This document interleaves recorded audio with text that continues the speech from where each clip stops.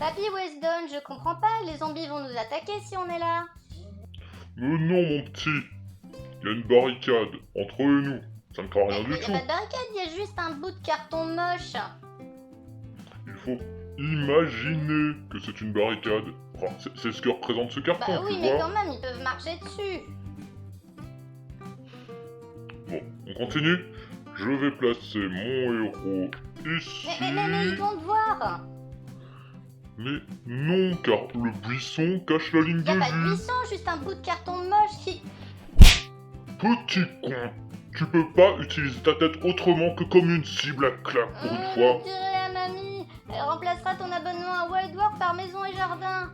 Au moins, tu verras à quoi il ressemble un vrai buisson. Bon, c'est bon, on va te faire un buisson si c'est tout ce qu'il faut pour te Il faire faudra taire. aussi remplacer ce plateau moche par des vraies maisons et...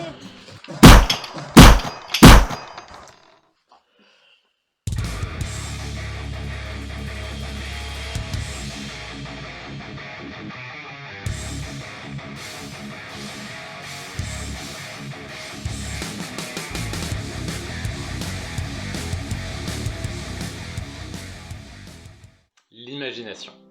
C'est ce qui permet à certains d'entre nous d'écrire des livres comme Le Seigneur des Anneaux, et à d'autres de créer la technologie du futur. Et à certains, eh bien, d'imaginer ce qui n'aurait peut-être pas dû être imaginé. Tout le monde a joué à des jeux de plateau, où l'environnement était au moins un peu sujet à l'imagination. On imagine mal une partie de Monopoly avec des vraies rues, des vrais bâtiments. Bon, ok, j'ai rien dit. Non, dans un jeu comme Zombicide, l'immersion est très importante. C'est pour cette raison que jouer avec des figurines peintes et quelques éléments de décor en 3D renforce l'expérience de jeu. Aujourd'hui, on va voir ensemble comment remplacer nos bouts de carton par du décor maison, avec des choses toutes simples que l'on peut avoir à la maison tout simplement. Cette vidéo sera la première d'une série sur les décors, qui sera aussi utile sur un plateau de Zombicide que sur une table de jeu de Warhammer. Pour commencer, regardons ensemble le matériel dont on va avoir besoin. Tout d'abord, et ce sera la base de l'essentiel de nos décors, du carton plume ou carton mousse, qu'on peut trouver en papeterie ou en magasin de bricolage. C'est une plaque qui est composée de papier et de polystyrène, et qui est idéale pour le modélisme, car elle est solide et elle se découpe très facilement. Ensuite, on va avoir besoin de papier aluminium, du sopalin, de l'enduit ou de la pâte de rebouchage, du sable, de la mousse, qu'on peut trouver en magasin de décoration ou même dans son jardin, de la colle PVA, de la ficelle, ou bien du fil à coudre, et des vieilles grappes plastiques. Alors si vous n'êtes pas un joueur de Warhammer et donc que vous n'avez pas de vieilles grappes, vous pouvez les remplacer par des bâtons type Eskimo ou d'autres morceaux de bois tendre. Allez, démarrons tout ça. On va commencer, pour nos deux exemples, par réaliser les bases de nos décors, en nous aidant pour cela des pions en carton contenus dans la boîte.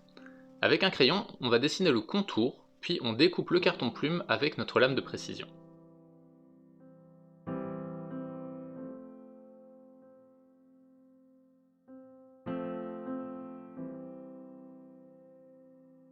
Ensuite, on retire une partie de la mousse en tenant notre lame en biais, afin de créer un rebord plus doux. Voilà pour la base.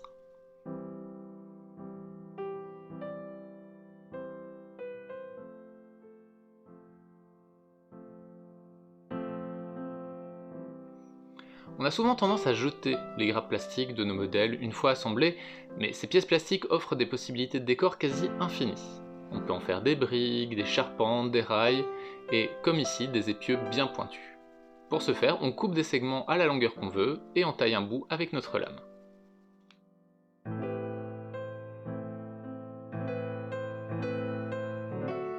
Voilà, j'ai fait une série de bâtons qui vont servir pour la barricade, en évitant de garder le côté trop rectiligne du plastique. Malgré tout, c'est encore loin de ressembler à du bois, on va donc s'armer d'une brosse métallique et réaliser des griffures dans le sens de la longueur, comme on l'avait fait avec les tuiles pour ma vidéo de Noël. On frotte uniquement dans le sens de la longueur, même si on n'a pas besoin que les lignes soient parfaitement droites. J'ai aussi taillé des tiges plus longues qui vont nous servir à fixer perpendiculairement les épieux, et on va coller ces derniers morceaux directement dessus. Vous remarquerez que je n'ai pas collé la barre transversale à la même hauteur sur les deux sections. C'est parce que ça va nous permettre d'emboîter les deux naturellement et leur permettre de tenir ensemble, comme ce serait le cas avec une vraie barricade en bois.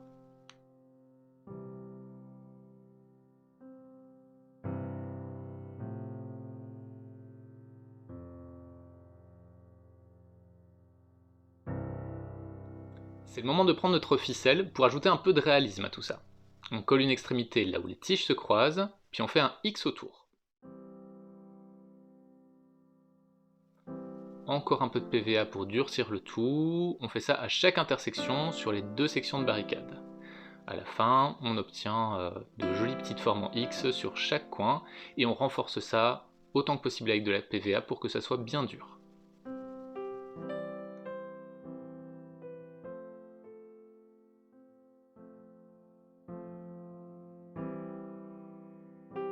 On va laisser les épieux pour l'instant et se reconcentrer sur la base. Vous vous en doutez, l'idée va être d'avoir une base qui se fond bien dans notre décor, donc on travaillera les textures dans ce sens. Et c'est là qu'intervient l'enduit de rebouchage. C'est ce type de produit que j'utilise pour créer du terrain sans hypothéquer un rein en achetant les textures de Citadel. Vous avez de l'enduit de rebouchage tout prêt en tube, ou bien en poudre à mélanger avec de l'eau. Je vous conseille personnellement celui-ci, car ça va vous permettre de choisir la consistance vous-même pour avoir quelque chose de plus ou moins mou. On prend un peu de poudre, on prend du sable, vous pouvez ajouter du gravier fin ou d'autres choses, bien sûr si vous voulez, puis on ajoute l'eau au fur et à mesure jusqu'à avoir une texture qui se travaille bien. Et toi, tu aimes le Nutella? Tu as déjà étalé du Nutella sur une tranche de pain? Bien, bon, maintenant imagine que ceci c'est ta tranche de pain, et que ceci c'est du Nutella non comestible. On va faire tout pareil.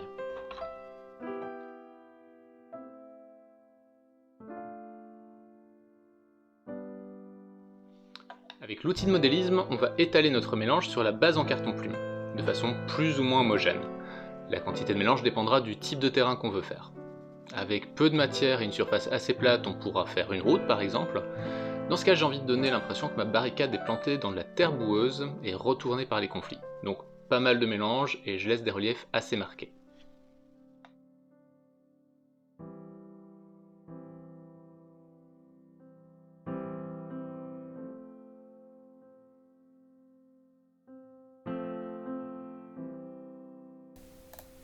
Sans attendre que la pâte sèche, on assemble notre barricade et on l'enfonce dedans. N'hésitez pas à reprendre votre outil et tirer un peu l'enduit sur la base des épieux afin qu'il soit bien soudé à l'ensemble une fois sec. Et on va laisser sécher tout ça quelques heures jusqu'à ce que la base soit bien dure. Dépendant de la quantité utilisée, vous aurez peut-être à attendre une demi-journée pour pouvoir continuer. Si jamais tout n'est pas sec, vous risquez de partir avec des bouts sur les étapes suivantes.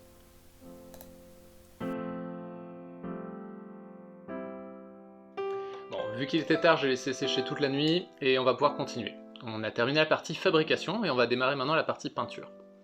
Donc, comme d'habitude, je démarre avec une bonne couche de bombe noire, mais pour plus de possibilités, j'ai réalisé un deuxième modèle ici, qui est à peu près le même pour vous faire une démonstration en peinture contraste. Donc on va commencer par la méthode classique. Alors, il s'agit d'un élément de décor, donc sauf si vous aimez vraiment pinailler, on va rester assez simple sur la peinture et sur le travail général de peinture. J'ai une méthode assez habituelle pour réaliser le bois vieilli pour commencer, et c'est celle que j'avais utilisée pour ma vidéo de Noël. On commence par une couche bien diluée de Zandri Dust. Ce n'est pas vraiment important d'être uniforme sur cette étape, ça donnera un peu de nuance à la couleur du bois à la fin.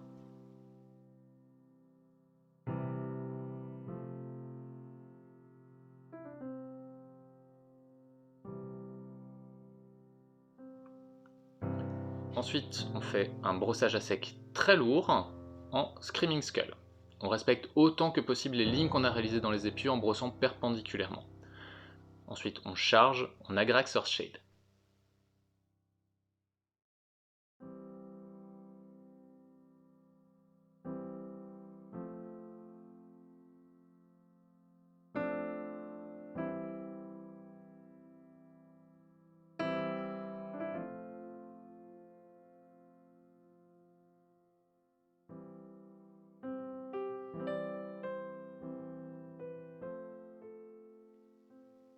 Et puis pour finir, donc un dernier brossage en Screaming Skull et c'est réglé.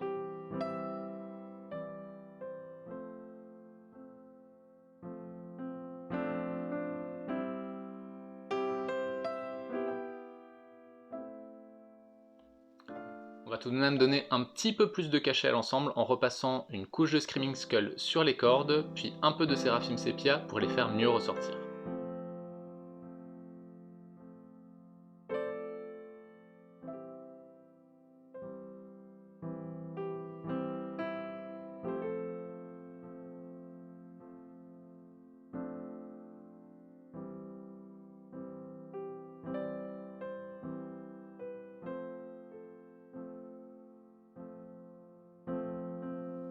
Pour le sol, je ne pense pas avoir grand chose de plus à dire après autant de tutos. Je reste sur la formule classique qui est du Rhinox Hide.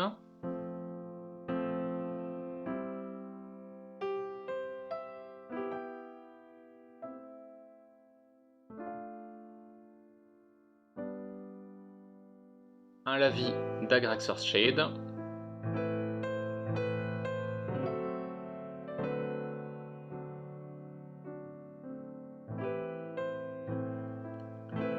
Puis deux brossages à sec, le premier en Sylvanette Bark,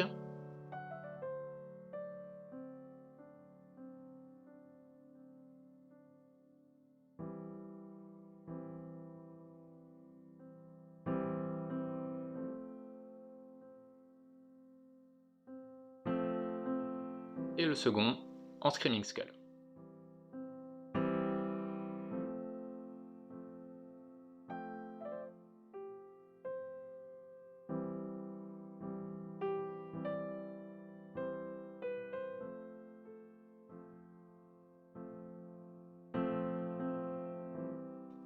Alors bien sûr, on peut donner un peu plus d'histoire à nos barricades en les décorant vite fait. Un petit crâne, une touffe de mousse ou quelques cailloux, le tout collé à la PVA une fois terminé, et vous éviterez d'avoir deux barricades semblables.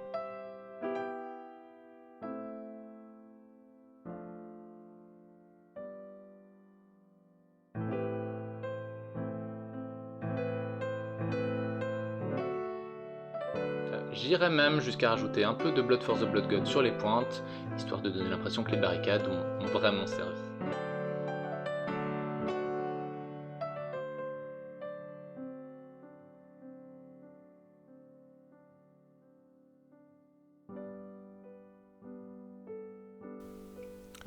On va passer maintenant à la partie contraste qui va être encore plus simple. Alors, je suis parti d'une sous-couche de Wraithbone pour garder une teinte chaude. J'utilise tout d'abord du Wildwood pour les épieux, et je vais faire par contre bien attention de ne toucher que les épieux et pas les cordes, comme j'avais pu le faire avant. Sur les cordes, j'utilise du Skeleton Horde.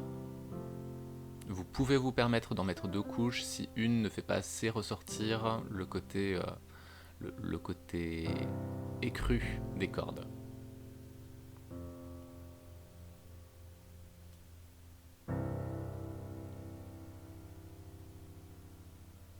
Et enfin, j'utilise du Sigurd Brown pour la partie sol.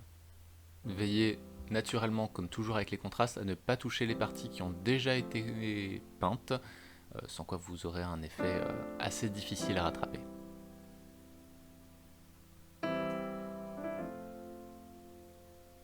On laisse tout ça sécher.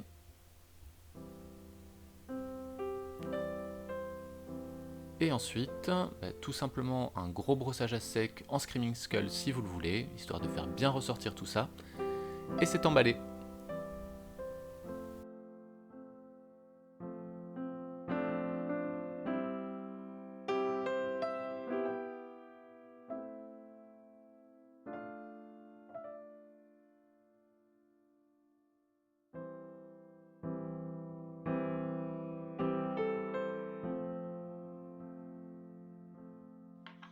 On va être encore un petit peu plus systémé pour les buissons vu que naturellement on ne va pas s'amuser à sculpter des petits branchages et des petites feuilles. Enfin, pareil, vous pouvez.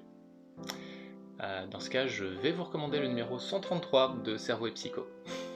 On va plutôt créer une sorte de forme de buisson, la rendre utilisable en peinture, puis la recouvrir ensuite de végétaux. C'est plutôt solide, ça prend pas 3000 ans, et c'est pas trop frustrant si on doit en faire plusieurs à la suite. On reprend notre base de carton plume ainsi qu'un morceau d'aluminium qu'on va chiffonner, écraser et serrer jusqu'à atteindre le volume de notre futur buisson. C'est une très bonne méthode pour créer des volumes de toutes les formes, et certains sculpteurs l'utilisent même comme point de départ sur leur création. Voilà, je compare la taille de mon buisson avec une figurine pour que l'échelle soit correcte, et je colle ma boule d'alu sur la base avec de la PVA. Je déconseille autant que possible la super glue avec le carton plume car cette colle a tendance à faire fondre le polystyrène.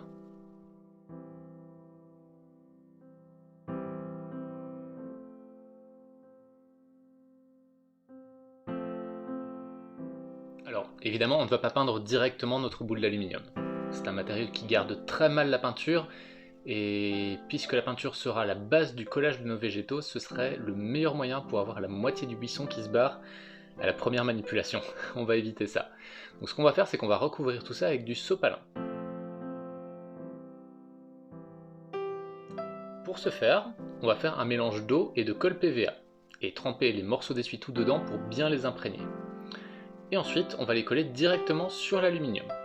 Vous pouvez utiliser du papier toilette ou des mouchoirs en papier à la place, mais le sopalin a un meilleur pouvoir d'absorption.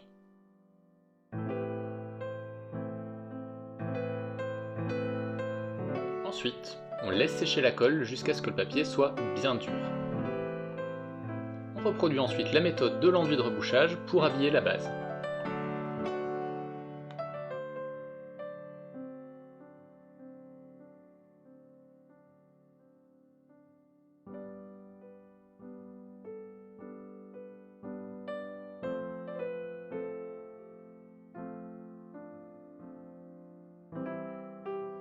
Alors, même avec de la colle PVA, le sopalin risque de ne pas bien absorber la sous-couche si j'utilise directement un spray. Je conseille de passer un coup de gesso ou de vernis-colle sur toute la surface par sécurité. Voilà, j'ai tout sous-couché en Chaos Black après que le gesso est bien séché, mais si vous préférez travailler en contraste, vous ferez pareil avec du Wraithbone. Pour la peinture, ce sera vraiment très simple. La partie socle sera traitée comme précédemment. Et pour la base du buisson, je pars d'un Dryad Bark plutôt que d'un Rinkside pour éviter d'avoir un résultat trop proche du sol. Ça me permet de nuancer un petit peu les brins.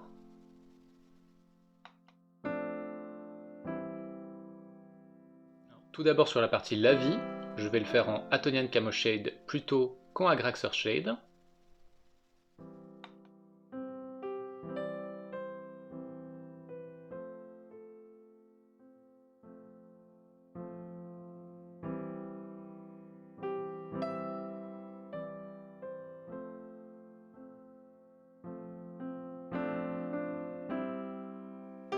Et ensuite deux brossages à sec, le premier en Elysian Green,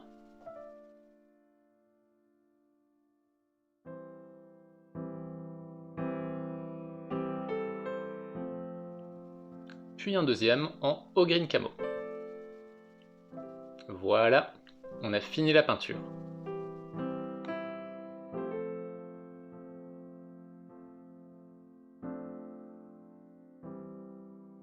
Quoi? Comment ça ressemble pas à un buisson? Je vous trouve très catégorique là pour le coup. Bon, oui, ok, en l'état, ça ressemble plus aux toilettes chimiques du Hellfest un dimanche soir. On va régler ça avec la dernière étape.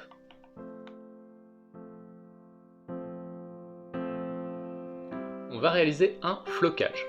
Alors, le flocage, pour ceux qui ne connaissent pas, c'est une technique de modélisme qui consiste à coller des fibres, végétales ou artificielles, pour réaliser bien la végétation. C'est ce qu'on a pu faire précédemment sur nos socles avec de l'herbe. Vous pouvez trouver du flocage déjà préparé en magasin de modélisme, mais c'est plus simple et moins coûteux de le faire soi-même avec de la mousse. On en prend une bonne quantité et on les met direct dans un mixeur. Et ensuite, on mouline jusqu'à avoir quelque chose de bien fin. On récupère le tout.